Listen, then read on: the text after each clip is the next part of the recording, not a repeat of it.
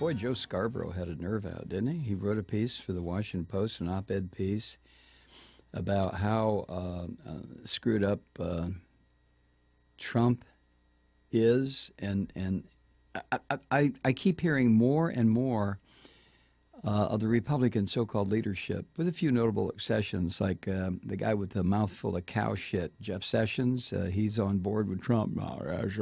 See, all Trump had to do was to come out with those comments about the Klan and David Duke, and Jeff Sessions is right there, right up his ass, just boom, that quick.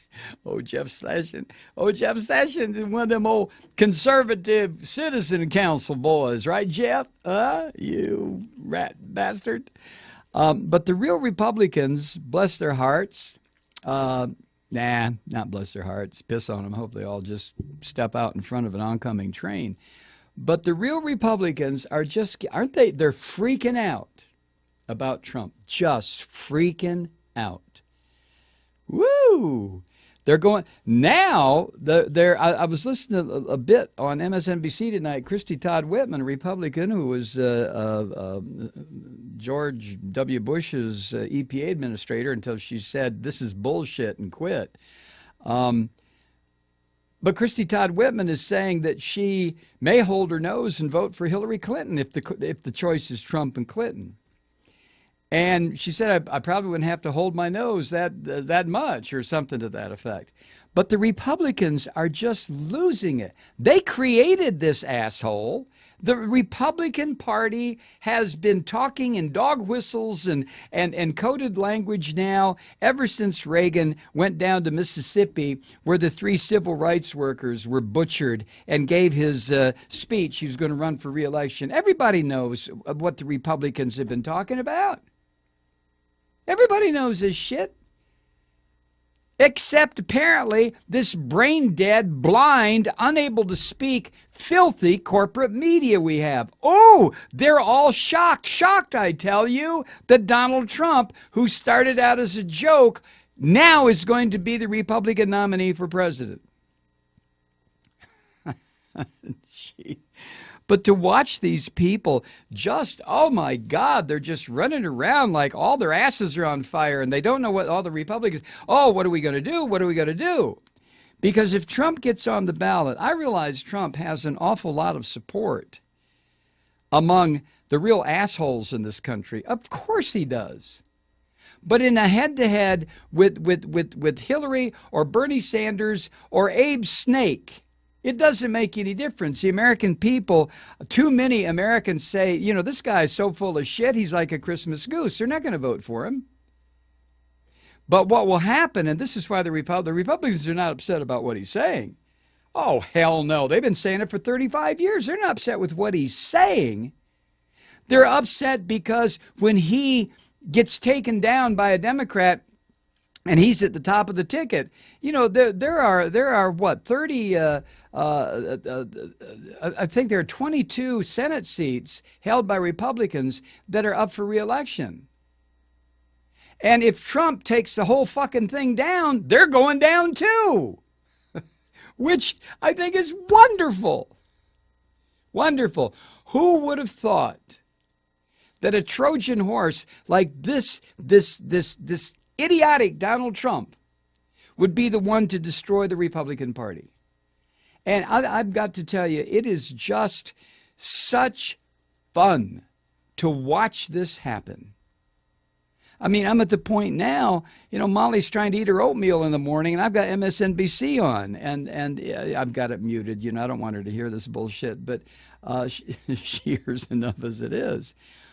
But I'm watching poor little Mika Brzezinski. She's just like she reminds me of our cockatiel now. She really does. She just sits there, and I don't know. And Donald is just not Donald, but Scarborough is just all serious. He doesn't know whether to shit or go blind. I mean, there's Donald Trump. And no matter what he says.